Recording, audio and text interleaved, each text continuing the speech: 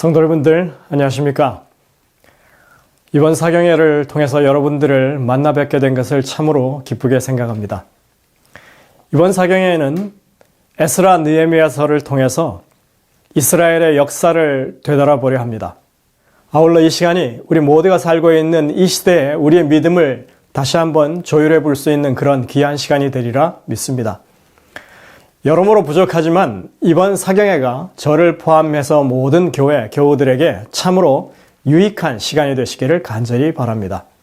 우선 하나님의 말씀 예레미야 25장 11절과 29장 5절 10절에 있는 말씀을 함께 보시겠습니다. 이 모든 땅이 폐허가 되어 놀랄 일이 될 것이며 이 민족들은 70년 동안 바벨론의 왕을 섬기리라. 너희는 집을 짓고 거기에 살며 텃밭을 만들고 그 열매를 먹으라. 여호와께서 이와 같이 말씀하시니라.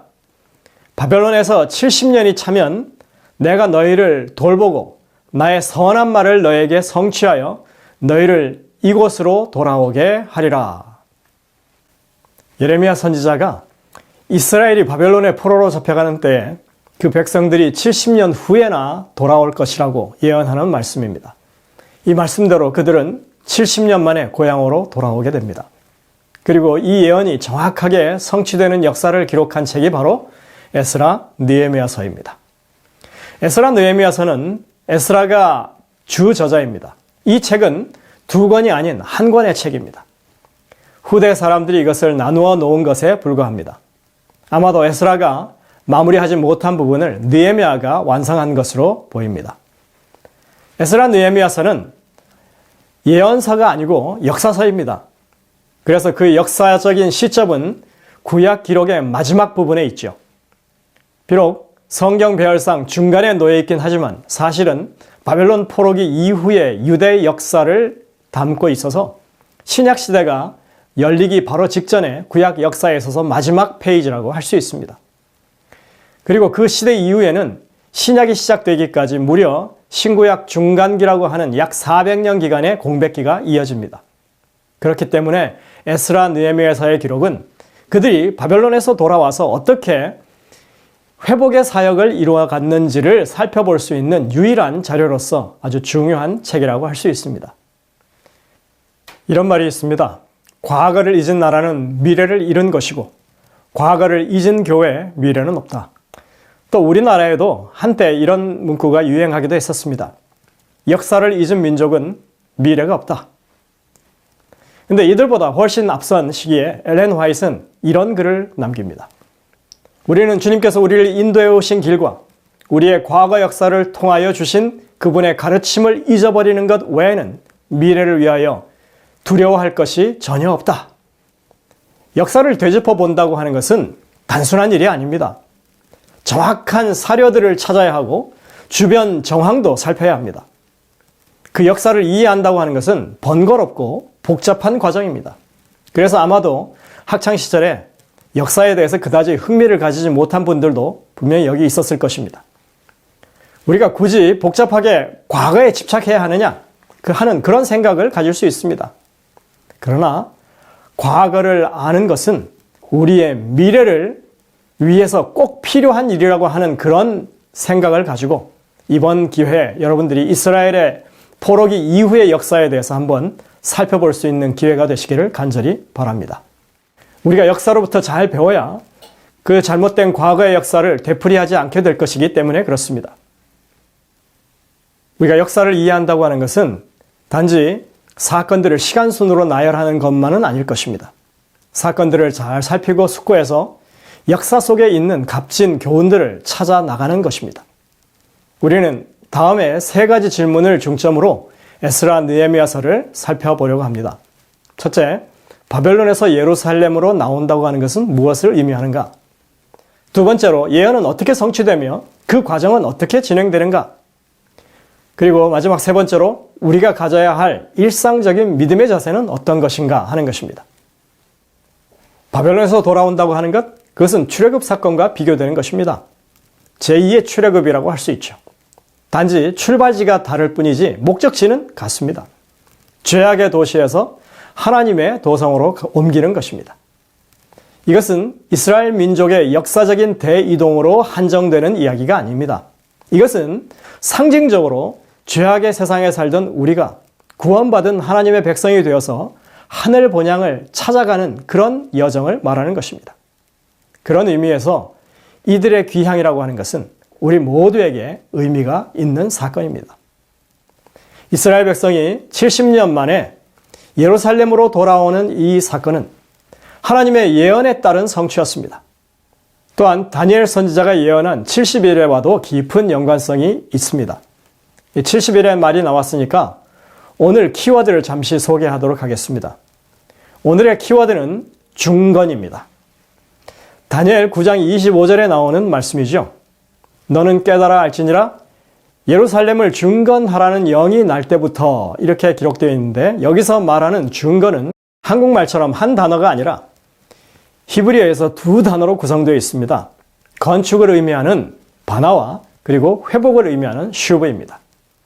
그러니까 여기서 말하는 예루살렘 성의 중건은 성소가 되었던 도시가 되었던 간에 단순히 건축만 하면 되는 것이 아니라 반드시 옛 모습으로의 회복을 이루어야 그 중건이 완수된다고 하는 것입니다.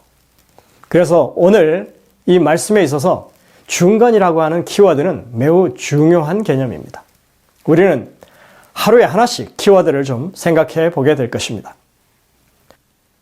70년 만의 귀환이 예언되어 있었다라고 하는 이 말은 예루살렘 중건이 예언되었다고 하는 이 말은 이 모든 일들이 하나님의 계획하심에 따라서 이루어지는 일이라고 하는 것을 말합니다.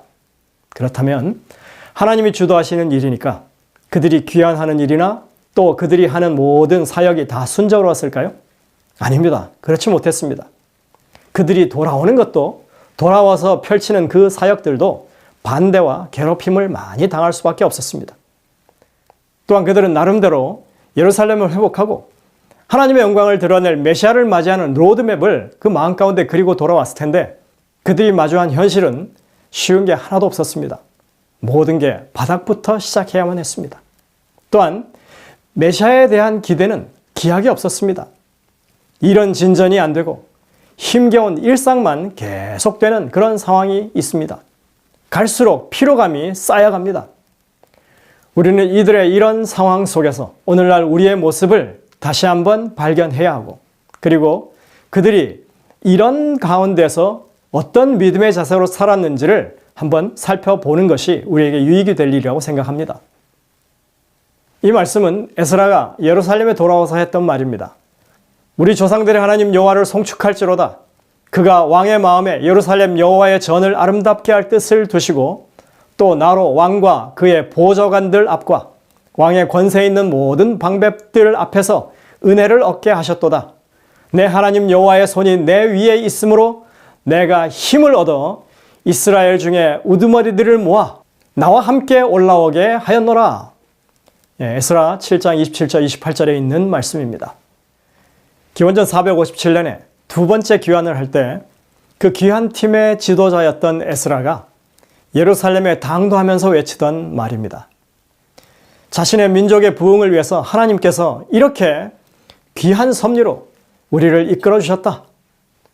그분의 돌보시는 손길을 붙잡고 그는 백성들과 함께 예루살렘에 당당하게 입성하면서 정말 하나님께서 우리에게 주신 기대와 포부가 이것이다 라고 외치는 것입니다.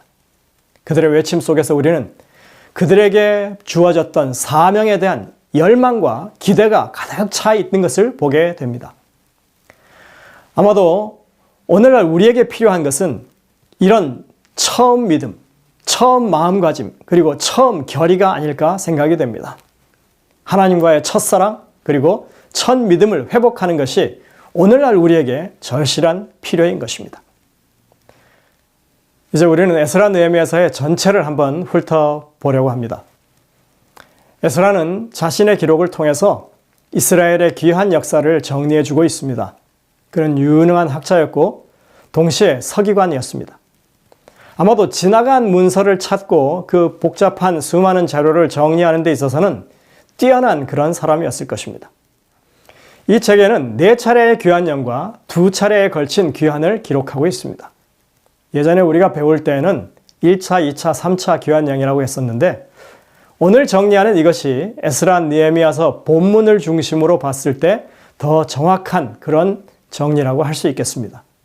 사실 에스라 느헤미야서는 이 왕들의 조서를 중심으로 기록되었다고 해도 과언이 아닙니다. 그래서 이 조서들을 따라가다 보면 자연스럽게 이스라엘의 귀환의 역사뿐만 아니라 에스라 느헤미야서의 그 일목요연한 정리를 우리가 보게 되는 것입니다. 보시다시피 4번의 조서와 2번의 귀환이 나오죠. 1차 조서는 고레스 대왕에 의해서 기원전 538년에 내려집니다. 이때 스룹바벨과 여호수아의 영도하에 42,360명이 나왔다고 되어 있습니다. 다른 사람들까지 다 합치면 49,697명이라고 할 수 있습니다. 5만 명이 되는 그런 사람들입니다. 이 조사의 핵심은 귀환과 성전 건축이었습니다. 하지만 그들이 돌아온 이듬해에 성전 기초공사를 시작했는데 얼마 못 되어서 적대 세력들 사마리아인들에 의해서 공사가 결국은 중단되고 맙니다. 2번째 조서는 다리오 왕 2년 기원전 520년에 내려진 것인데 이 조서는 예루살렘 건축을 계속 방해해 오던 사마리아 세력들이 아예 성전 건축을 완전히 무효화시킬 목적으로 왕에게 상소를 올렸고 그에 대한 응답으로 내려진 조서가 바로 2차 조서입니다. 그래서 이것은 1차 조서를 재확인하고 성전 건축을 계속하도록 그렇게 승인하는 그런 조서가 됩니다. 이때 귀환자들은 없었습니다. 이 조서가 효력을 발생하면서 4년 뒤인 다리오 6년 기원전 516년에 성전은 완공이 되게 됩니다. 건축을 시작한 지 거의 20년 만의 일이었습니다. 그로부터 거의 60년 가까이 지나서 이제 3번째 조서가 내립니다. 3차 조서는 바로 에스라가 귀환할 때 받았던 조서입니다. 아닥사스다 왕 7년 기원전 457년에 내려진 조서입니다. 이때는 1차 귀환 때와는 비교해서 귀환자 숫자가 훨씬 적었습니다. 실제 기록된 인원수는 약 1750명 정도인데 아주 정확하게는 알 수 없습니다. 왜냐하면 그 가운데에는 대표자만 적혀 있고 함께한 동반자 수가 없는 그런 사람들이 있기 때문에 사실은 정확한 숫자를 우리가 알 수는 없지만 약 1750명 정도로 볼 수 있습니다. 그리고 그들의 배우자와 가족들을 대략 추산해서 산정해 보면 1만 명이 채 안 되는 사람들이 귀환한 것으로 우리가 생각해 볼 수 있습니다. 규모로 치자면 1차 귀환 때의 4분의 1 정도 수준에도 못 미치는 그런 숫자입니다. 우리가 아는 바대로 이 조서가 바로 다니엘 9장에서 예언된 예루살렘 중건령입니다.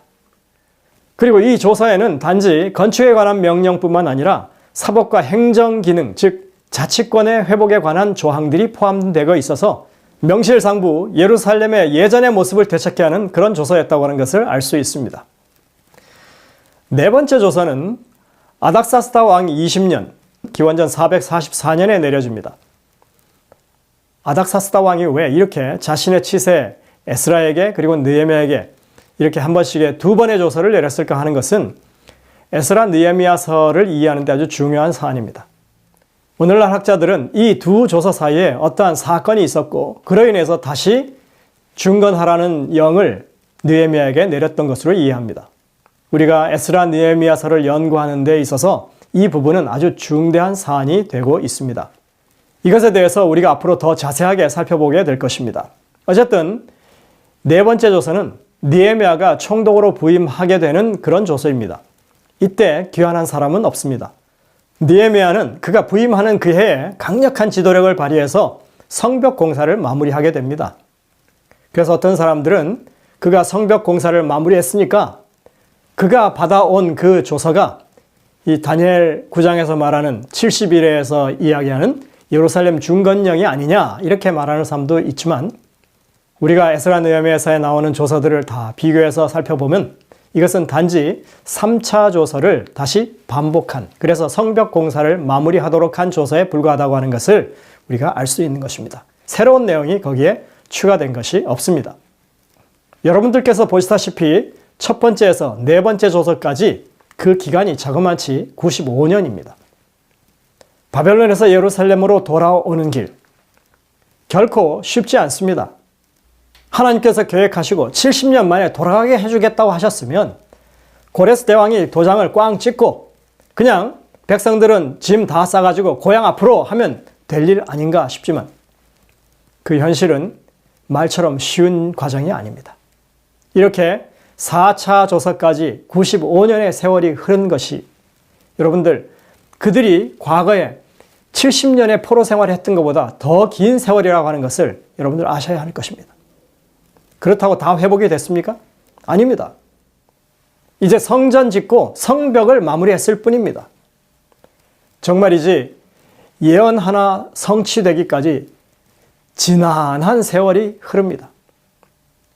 여러분들 이스라엘 백성이 출애굽하던 사건을 한번 생각해 보시기 바랍니다. 그들이 애굽을 떠나서 가나안까지 가기까지는 길어야 사실 한 달 남짓한 그런 기간이면 좋겠을 것입니다. 그런데 그런 거리를 그들은 40년이 걸려서 가나안에 들어갈 수 있었습니다. 그들이 가나안에 들어갈 자질을 갖추지 못해서 그랬을까요? 아니요, 그것보다는 그들이 하나님을 전적으로 신뢰하지 못한 것이 더 큰 문제였을 것입니다. 그들이 하나님을 전적으로 신뢰만 했더라면 이미 방랑 생활은 끝났을 것입니다. 그들이 정말 하나님을 확실히 신뢰했다면 시간이 많이 걸린다고 불평하지도 않았을 것이고 이 핑계에 저 핑계 대면서 하나님께 반항하지도 않았을 것입니다. 이 출애굽의 진짜 목적이 그냥 가나안 땅으로 인도해 드리는 것이었다면 아마도 그들은 진작에 가나안에 들어갈 수 있었을 것입니다. 그러나 그것이 하나님께서 추구하시는 진짜 목적이 아니었습니다. 출애굽의 목적은 하나님을 전적으로 신뢰하고 그 명령에 온전히 순종하는 하나님의 나라를 만들기를 원하셨던 것입니다. 마찬가지로 이번에 바벨론에서 예루살렘으로 돌아오는 이 사건도 이 성전 건축하는 것, 예루살렘을 중건하는 것이 최우선적인 최종 목표였다면 아마도 하나님께서는 어떻게 해서라도 그것을 그렇게 하도록 인도하셨을 것입니다. 그런데 그것이 하나님이 궁극적으로 목적하시는 것이 아니었다고 하는 것입니다. 그들이 출애굽하고 출바벨론해서 예루살렘으로 돌아온다고 하는 그것이 무엇인지 그 의미를 깨닫고 이해하는 것이 아마도 우리가 에스라 느헤미야서를 공부하는 목적이라고 할 수 있습니다. 우리 모두가 이번 기회에 그것을 꼭 찾고 그리고 이해하게 되기를 간절히 바랍니다. 지나간 역사를 더듬어 보면 하나님의 일이 성취된다고 하는 것은 모두 시간이 소모되는 일들이었습니다. 성전 건축만 보더라도 1차 기환 후에 그들이 성전의 기초를 놓을 때부터 시작해서 방해하는 무리들이 일어나서 그것을 계속 못하게 방해하다가 결국은 중단되게 됩니다. 정말 진행이 어려웠습니다. 그런 것 때문에 거의 20년, 정확히는 19년 11개월의 시간이 걸려서야 성전이 완공됩니다. 무슨 건축이 20년씩이나 걸리냐 이렇게 얘기하겠지만 그것은 오늘날 건축 기술이 발달한 이런 시대에나 하는 얘기고요. 이 솔로몬 성전은 7년 6개월에 걸려서 완공되었다고 기록되어 있습니다. 그것도 상당히 짧은 기간으로 우리가 생각할 수 있는 것입니다. 그때는 자금도 풍부했고 그리고 인력도 많았습니다. 그리고 능력 있는 왕이 직접 진두지휘를 했기에 그렇게 그 기간이 단축된 것이 당연한 것이었습니다. 그렇다면 예수님 당시에 헤롯 성전은 어땠을까요? 그 성전은 스룹바벨 성전을 재증축하는 것이었는데 예수님 당시에만 해도 이미 46년 동안 공사가 진행 중이었다고 그렇게 기록하고 있습니다. 완공 때까지는 거의 80년의 세월이 흐릅니다. BC 20년에 시작해서 AD 62년에 마쳤다고 되어 있습니다. 그리고 또 하나 우리가 빼서는 안 될 성전 건축이 있는데 그것은 이스라엘 백성들이 출애굽하고 가나안에 들어가고 나서 솔로몬 성전이 지어지기까지의 시간입니다. 이것은 거의 500년의 세월이 걸립니다. 여러분들 1차 기한 때 이 성전을 짓는 데 있어서 방해가 얼마나 심했습니까? 그것을 고려해 본다면 20년에 걸쳐서 건축을 마무리했다고 하는 것은 아주 잘한 일이라고 할 수 있는 것입니다. 그러나 여러분들 잠시 돌아보면 성전 건축을 얼마 만에 완공했느냐 하는 것은 아무 의미가 없는 일입니다. 이미 하나님이 그들과 함께 계시다면 짓는 건물이 크든 작든 그것 화려하게 짓거나 혹은 수수하게 짓거나 시간이 오래 걸리거나 짧게 걸리거나 아무 상관이 없는 것 아닙니까? 이런 것은 아무 문제가 되지 않습니다. 이미 그곳에 하나님이 함께 계시는데 부족함이 있을 수 없는 것입니다. 그것이 성전을 짓는 진정한 목적이 아니겠습니까? 우리는 주로 사람들이 이룩한 것, 그들의 능력으로 땀 흘려 성취한 성과를 가치 있게 봅니다. 그래서 솔로몬 성전은 찬란하게 지었다고 침이 마르도록 칭찬하고 스룹바벨의 성전은 작고 볼품이 없어서 어디다 내놓기도 부끄럽다고 웁니다. 에스라가 이스라엘 중흥을 시킬 만한 그런 국가적인 제도를 확립했다고 추켜 세우고 느헤미야가 성벽 공사를 그렇게 짧은 시간에 완성했다고 대단한 지도력이라고 그렇게 칭찬합니다. 그리고 두 사람이 함께 이룩한 그 개혁 사업을 아주 좋은 사례로 사람들에게 제시합니다. 우리는 줄곧 사람이 이룩한 것에 대해서 내세우고 점수를 주는 것입니다. 그러나 우리가 이러한 역사적인 과정을 가만히 살펴보면 외적으로 드러난 사건들 속에 이미 하나님의 역사하심이 끊이지 않고 그 밑바탕에 계속 흐르고 있어서 그 사역이 진행되고 그렇게 완수된다고 하는 것을 우리가 발견하게 되는 것입니다. 우리가 포로기 이후의 시대에 일어난 그 굵직한 사건들 몇 가지를 나열해서 살펴본다면 이렇게 말할 수 있습니다. 첫째, 고레스의 1차 조서로 인한 귀환입니다. 역사적으로 대단히 중요한 사건이죠. 그리고 두 번째, 다리오의 2차 조서입니다. 이 조서로 인해서 성전이 완공됩니다. 세 번째 사건은 아수에로 왕 때 있었던 하만의 음모입니다. 만약 이 음모가 잘 진행이 됐더라면 유대인들은 완전히 씨가 말랐을 것입니다. 그리고 귀환은 중단되고 다 끝장나버리고 말았을 것입니다. 나머지 하나는 에스라 시대에 일어난 사건입니다. 이것은 완성을 앞두고 있는 그런 모든 사역들에 찬물을 끼얹는 그런 사건이죠.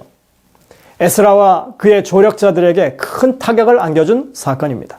바로 3차 조서를 내렸던 아닥사스다 왕이 더 이상 사업을 진행하지 못하도록 상반된 조서를 내린 사건입니다. 우리가 오늘 이 네 가지 사건들 가운데 앞에 있는 세 가지 사건을 주로 살펴보려고 합니다. 그리고 마지막 사건은 다음 시간에 우리가 살펴보겠습니다. 고레스 왕이 1차 조서를 내리는 일은 결코 순탄하지 않았습니다. 바벨론이 패망하고 고레스 이전에 다리오 왕이 짧게 통치하던 시기에 우리가 잘 아는 다니엘 6장의 사자굴 사건이 벌어집니다. 이 사건이 우연히 발생한 사건이겠습니까? 다니엘은 이사야 선지자가 예언한 고레스의 이름을 알고 있었고 그리고 예레미야 선지자가 예언한 70년 만에 귀환하리라고 하는 그 내용을 분명히 확신을 가지고 알고 있던 사람입니다. 오직 바벨론 왕궁에서 이러한 사실을 알고 왕 앞에 나가서 하나님의 예언과 그 섭리를 설득할 수 있는 사람은 다니엘밖에 없었습니다. 그러니 다니엘을 제거하기만 한다면 70년 예언이 무산되는 것입니다. 하필이면 이 시기에 다리오가 1년도 채 안 되는 그 통치하는 그 시기에 다니엘을 죽음으로 몰아가는 일이 일어났겠습니까? 결코 우리는 이걸 우연이라고 생각할 수 없는 것입니다. 사단은 언제나 하나님의 구원 섭리가 이루어지는 길목을 지키고 있습니다. 그것을 차단하기 위해서 그는 노리고 있는 것입니다. 모세가 태어날 때만 해도 그를 죽이려 없애려고 했습니다. 예수님도 마찬가지였습니다. 그런 의미로 보자면 단지 다니엘뿐만이 아니라 예언의 성취자가 될 고레스도 마찬가지인 것입니다. 그는 캄비세스 1세의 아들로 태어났지만 그의 외조부인 아스디아게스라고 하는 사람이 자신의 왕자를 찬탈할 손자로 여겨서 그 어린 고레스를 살해하도록 지시를 했었습니다. 하지만 살해를 지시받은 그 부하가 미트라다테스라고 하는 목동에게 이 아이를 죽이도록 그렇게 명령을 했는데 이 목동은 고레스를 죽이지 못했습니다. 오히려 자기의 낳은 죽은 아이, 사산된 그 아이를 고레스와 바꿔치기 해서 그 아이를 자신의 아이처럼 그렇게 산에서 길렀습니다. 여러분들, 이런 일들이 그냥 우연하게 일어났을까요? 고레스가 바벨론을 통치하기 150년 전에 이사야 선지자를 통해서 그의 이름이 분명하게 불려졌습니다.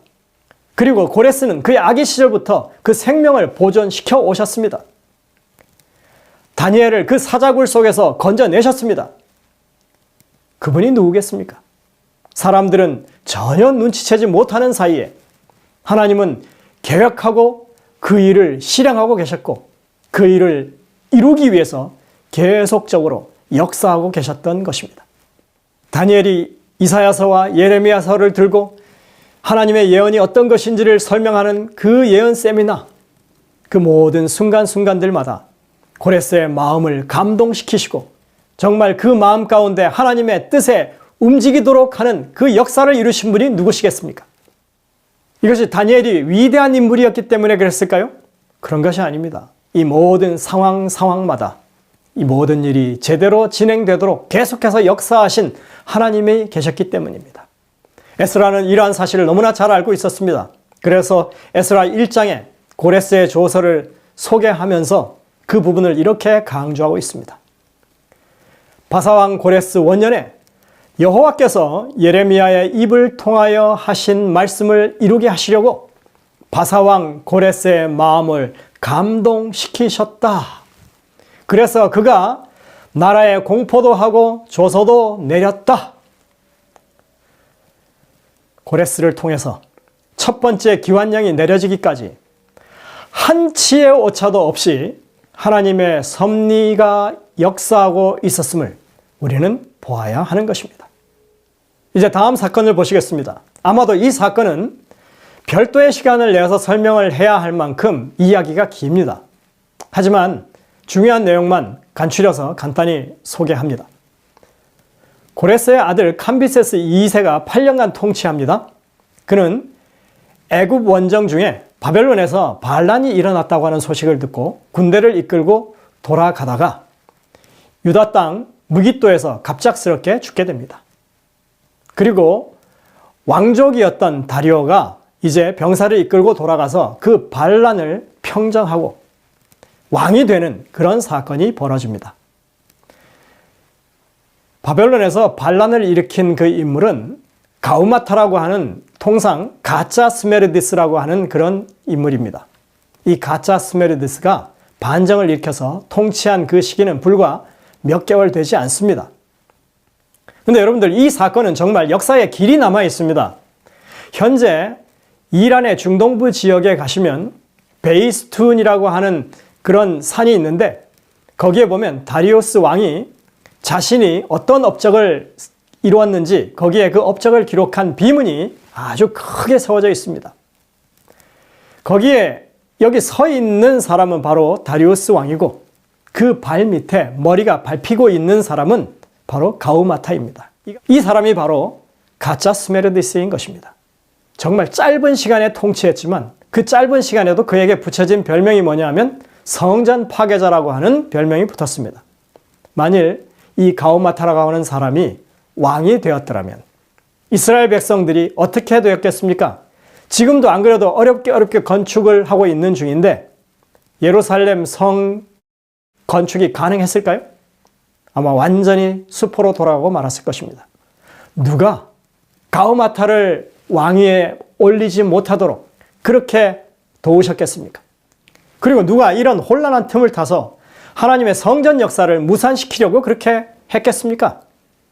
하나님의 사업을 방해하는 사단은 또다시 사마리아 사람들을 통해서 예루살렘 성전 건축을 중지하도록 요청하는 상소문을 다리오 왕에게 올리게 됩니다. 그러나 하나님은 이때에도 여전히 역사하십니다. 다리오 왕은 이전에 고레스 왕의 문서들을 다 찾아서 검토한 후에 유대인들에게 성전 건축은 마땅히 진행되어야 할 것이니까 너희에게 이제 허락한다. 그리고 필요한 것들이면 내가 지원해 주겠다라고 합니다. 두 번째 사건도 그냥 우연하게 일어나는 것이 아닙니다. 이 혼란한 시기에 사람들은 전혀 알지 못하지만 하나님께서는 그 백성을 보호하시고 나아갈 길을 열어주신 것입니다. 우리는 이것에 대한 상세한 기록을 에스라 5장과 6장에서 보게 됩니다. 그리고 우리는 이 두 번째 사건이 우리가 생각하는 것보다 에스라에게 정말 중요한 의미가 있는 사건이라고 하는 것을 곧 알게 될 것입니다. 세 번째 사건은 우리가 너무나 잘 아는 에스더 이야기입니다. 대부분의 신자들이 이 에스더 사건을 성전 건축과 예루살렘 중건에 연결해서 보지 않습니다. 마치 별개의 사건인 양 그렇게 생각하죠. 그러나 에스라 느헤미야서를 우리가 중심으로 해서 이 역사를 바라보게 되면 이 사건은 유대인 귀환과 정말 뗄래야 뗄 수 없는 중요한 사건이라고 하는 것을 발견하게 됩니다. 성경의 아하수에로는 이 세상 역사에서 크세르크세스 1세라고 부릅니다. 그는 기원전 480년에 그리스를 침공했다가 살라미스 해전에서 크게 패하게 되죠.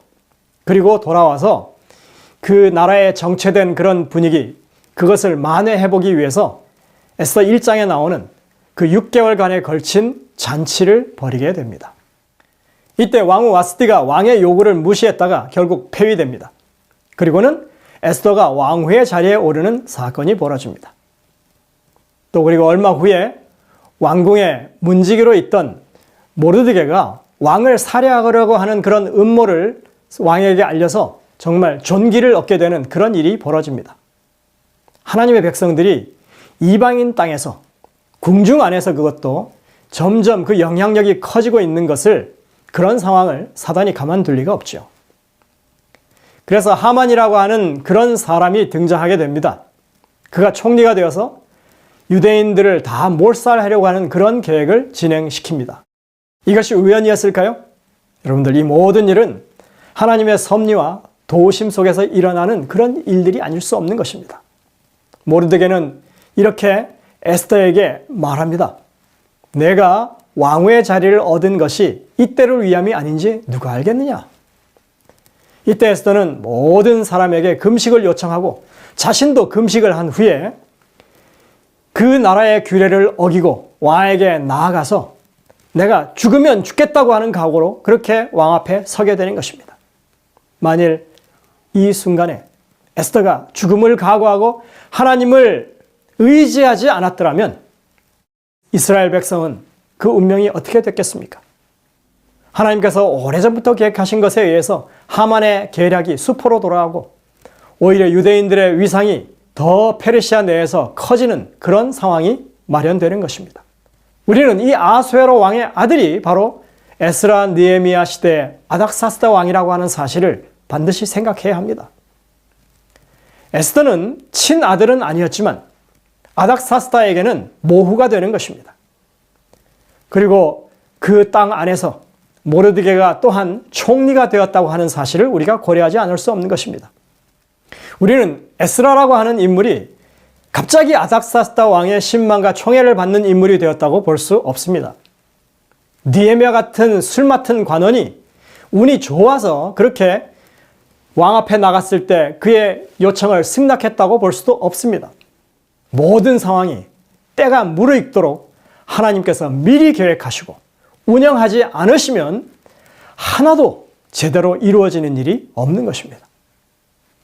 70년 만에 이스라엘 백성을 고국으로 돌려보내시겠다고 하는 그 예언, 그 일을 이루시기 위해서 사람들은 알지 못했던 사이에 하나님께서는 얼마나 오래전부터 준비하고 그것을 역사하고 계셨는지 우리는 생각해야만 하는 것입니다. 또한 다니엘 선지자에게 말씀하셨던 71회의 예언이 시작되는 이 예루살렘 중건을 위해서 하나님은 만반의 준비를 갖추고 그 일을 일으키신 것입니다. 여기에 인간의 능력치나 계획이 끼어들 자리가 없습니다. 다니엘이 뛰어나서 귀환이 성사되었습니까? 고레스가 관대해서 그랬을까요? 다리오 왕이 공명정대해서일까요? 에스더가, 모르드게가 정말 대단한 정치인이었기 때문에 그랬을까요? 에스라와 느헤미야가 신실하고 열정이 있어서 이런 일들이 벌어졌을까요? 하나님은 예언을 성취하는 일에 있어서 인간의 손을 의지하지 않으십니다. 오직 하나님의 주권적인 역사로 그것을 이루신다고 하는 것입니다. 단지 우리는 그 상황 속에 하나님의 부르심에 의해서 그 자리에 있을 뿐입니다. 또 한 가지 우리가 유념해야 할 사안이 하나 있는데, 그것은 예언의 성취에 있어서 인간은 그 시간에 아무런 결정권이 없다고 하는 것입니다. 다니엘이 더 잘하면 이 80년 후에 아닥사스다까지 갈 것 없이 곧바로 고레스가 예루살렘 중건령을 내려줬을까요? 그런 것이 아닙니다. 예언의 성취에 있어서 시간이라고 하는 것은 하나님의 주권에 속한 것입니다. 우리는 오직 하나님의 때를 기다리는 수밖에 없습니다. 하나님이 목적하시는 일, 하나님이 준비하시는 것들이 모두 무르익을 때 하나님이 그 일을 스스로 드러내시는 것입니다. 여러분들, 봄이 되면 온 대지의 표면에 생명의 기운이 솟아오르죠. 우리는 그런 기적을 정말 매년마다 보지만, 그렇게 하나님이 모든 것을 때에 맞춰서 준비하시고 시행하신다고 하는 사실을 우리가 쉽게 인정하지 않는 것입니다. 여러분들, 봄에 그 새싹이 돋아나는 것 무엇으로 막을 수 있습니까? 아무것도 막지 못합니다. 눈이 덮여 있고 얼음이 그렇게 얼어 있어도, 그것이 두텁다고 해도 새 생명이 그렇게 싹 트어 오르고 기온이 따뜻해지는 것을 누가 막겠습니까? 세상에서 그런 일이 우연하게 일어나는 것 같지만 하나님이 계획하신 일이 때가 되면 자연스럽게 일어나는 것입니다. 이것이 하나님이 역사하시는 방법입니다. 오늘 우리는 하나의 예언이 이루어지는 역사를 잠시 둘러봤습니다. 그 하나님의 예언의 역사 가운데 있었던 사람들은 이렇게 말합니다. 예레미야는 나는 하나님의 뜻을 따라 예언했다고 말합니다. 이 모든 땅이 폐허가 되어 놀랄 일이 될 것이며, 이 민족들은 70년 동안 바벨론의 왕을 섬기리라. 너희는 집을 짓고 거기에 살며 텃밭을 만들고 그 열매를 먹으며, 여호와께서 이와 같이 말씀하시니라. 바벨론에서 70년이 차면 내가 너희를 돌보고 나의 선한 말을 너희에게 성취하여 너희를 이곳으로 돌아오게 하리라. 예레미야는 그저 하나님이 주신 말씀을 전할 뿐입니다. 다니엘은 이렇게 말합니다. 나는 하나님의 뜻을 이제서야 깨달았다. 곧 그 통치 원년에 나 다니엘이 책을 통해 여호와께서 말씀으로 선지자 예레미야에게 일러주신 그 연수를 깨달았나니 곧 예루살렘의 황폐함이 70년 만에 그치리라 하신 것이라. 내가 금식하며 베옷을 입었다. 그래서 다니엘은 하나님의 그 크신 뜻이 이루어지기를 위해서 정말 혼신을 다해 기도하는 모습을 보입니다. 에스라는 또 이렇게 말합니다. 나는 하나님의 뜻에 따라서 움직였다. 우리 조상들의 하나님 여호와를 송축할지로다. 그가 왕의 마음에 예루살렘 여호와의 전을 아름답게 할 뜻을 두시고, 또 나로 왕과 그의 보좌관들 앞과 왕의 권세에 있는 모든 방백들 앞에서 은혜를 얻게 하셨도다. 내 하나님 여호와의 손이 내 위에 있으므로 내가 힘을 얻어 이스라엘 중에 우두머리들을 모아 나와 함께 올라오게 하였노라. 그는 자신의 공적을 감추고 하나님의 하신 일에 초점을 맞추어 기록을 남기고 있는 것입니다. 하나님이 계획하신 일은 하나님이 스스로 경영하신다고 하는 사실을 에스라는 알았습니다. 예언의 성취는 하나님의 일이라고 하는 사실을 에스라가 알았습니다. 그래서 그는 자신을 비롯해서 현재 진행되고 있는 모든 일들이 하나님의 예비하신 뜻을 따라서 이루어지는 것이라고 그렇게 생각하는 것입니다. 그래서 그가 외치는 것은 하나님이 그 뜻을 이루시려고 나로 왕의 앞에서 그리고 방백들 앞에서 은혜를 얻게 하셨다라고 말하는 것입니다. 우리는 이러한 에스라의 마음을 에스라 느헤미야서의 구성을 통해서 확인해 볼 수 있습니다. 우리가 기존 방식대로 에스라 느헤미야서의 내용을 문단 나누게 한다면 아마 이렇게 될 것입니다. 왕들의 조서의 순서에 따라서 일어났던 일들을 이렇게 구분해서 나열하면 가장 적합한 일이 될 것입니다. 그러나 요즘은 이것을 조금 다른 방식으로 분석하는 일이 가능합니다. 여러분들에게 보여드리는 이것은 1988년에 저명한 신학학술지의 타마라 에스케나치라고 하는 학자가 발표했던 기사입니다. 이것은 오늘날 새롭게 성경 본문을 분석하는 방식으로 구분되어 있는 것입니다. 이런 것을 교차 구문이라고 또는 카예즘 구성이라고 부릅니다. 아마 여러분들께서는 이런 것이 매우 생소하시겠지만 저는 이러한 분석이 에스라 느헤미야서를 전체를 한눈에 볼 수 있도록 해주는 정말 잘 그려진 약도와 같은 것이라고 생각을 합니다. 이 성경 연구자들 사이에서는 이미 1960년대 이후로부터 이런 연구가 본물 터지듯이 쏟아져 나와서 벌써 반세기가 넘었습니다. 지금까지도 이런 연구가 계속해서 나오고 있습니다. 그 결과 이러한 성경의 이 표현 방식들이 성경 곳곳에 아주 많이 있다고 하는 사실을 사람들이 알게 되었습니다. 인터넷에 검색해 보시면 참 너무나 많습니다. 정말 지천으로 널려 있다고 할 만큼 많습니다. 그러나 그러한 분석이 정확한 것인지는 반드시 검증을 해봐야 합니다. 그게 서로 짝을 이루고 있는 것들이 각각 관계가 분명한지 그 근거가 무엇인지를 밝혀야 하는 것입니다. 그나마 학위 논문이라든지 혹은 학술지에 실린 그런 연구들이라면 우리가 참조하고 고려할 만하다고 할 수 있습니다. 그러나 제대로 된 분석 가운데 아직도 알려지지 않은 많은 그런 분석들이 있다고 하는 것을 우리가 알았으면 좋겠습니다.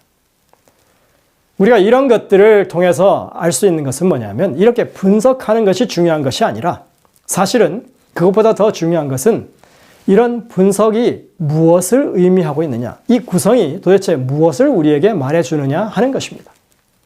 구슬이 서말이라도 껴야 보석이라고 하는 말이 딱 여기에 해당되는 말인 것입니다.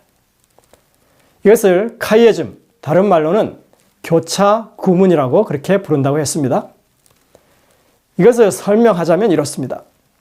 카이에즘이라고 하는 것은 글의 단위, 즉 구나 절이나 단락이나 혹은 한 장이나 혹은 책 전체를 구성할 때 전반부에 서술한 내용의 순서를 때로는 하나의 중심 요소를 정점으로 해서 후반부에서 역순으로 배열하는 것을 카이에즘이라고 부른다. 이렇게 정의할 수 있습니다. 이 에스라 느헤미야서의 경우에는 한 책이라고 봤을 때 에스라 부분에서 나열된 그 순서가 이라고 하는 이 회중의 성결이라고 하는 요소를 중심으로 해서 다시 느헤미야서로 넘어가면서 역순으로 배열되는 것을 우리가 볼 수 있습니다. 이것은 성경을 이상하게 보는 방법이 아니라 성경이 기록된 그 애초의 방식에 근거해서 가장 성경을 근접하게 그 본문의 내용을 우리가 찾아 발견하는 방법이라고 할 수 있습니다. 유대인들은 히브리어가 자신들의 언어임에도 불구하고 교차 됐고 하면 그냥 시적인 표현이나 짧은 구나 절 같은 데에서 그것이 그렇게 구성된다고 적용을 해왔습니다. 이렇게 책 전체에 적용된다고 하는 것은 그들은 알지 못했습니다.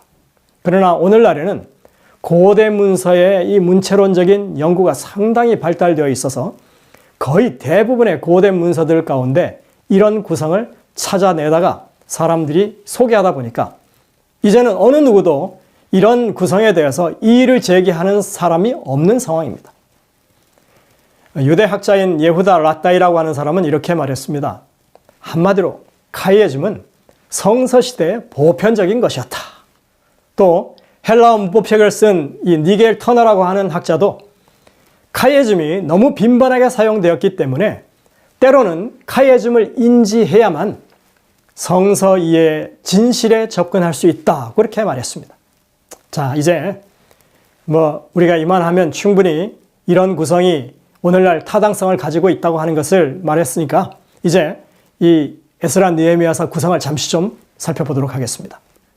여러분들 이 구성을 이해하는 것은 그다지 어렵지 않습니다. 복잡해 보이지만 여러분들이 익숙하지 않기 때문에 그렇습니다. 첫 번째 방법은 짝을 맞춰서 읽어보는 것입니다. 제일 먼저 첫 번째와 맨 마지막에 짝입니다. 순서가 거꾸로 되어 있죠? 예. 그리고 두 번째는 중심 요소가 뭔지 보는 것입니다. 우선 이 세 가지 요소를 가만히 여러분들이 들여다보시면 그 의미가 읽혀지게 될 것입니다. 고레스 때 스룹바벨의 지도하에 예루살렘으로 귀향한 사람들, 그들에게 있어서 가장 중요한 것은 그들의 성결한 삶이다 하는 것이 이 책 전체가 가리키는 방향입니다. 하나님의 율법을 높이고 그것에 순종하는 삶이 이 책이 추구하고 강조하고 있는 것입니다. 그들이 시도한 개혁 사업이 이 부분에 다 모여 있습니다.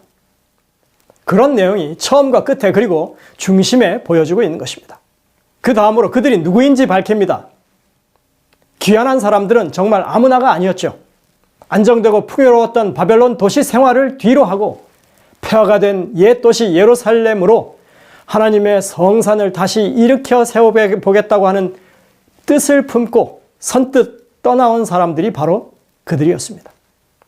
그들은 하나님께 열심히 있는 사람들이었고 헌신하는 사람들이었습니다. 그 다음에는 그들이 겪은 일들을 말하고 있습니다. 그들은 심한 반대와 저항 속에서 성전을 건축하고 성벽을 쌓습니다. 그리고 그들은 결국에 어려움 속에서도 임무를 완수합니다. 그리고 이 사역에서 헌신한 지도자들 에스라와 느헤미야의 행적을 소개하고 있습니다.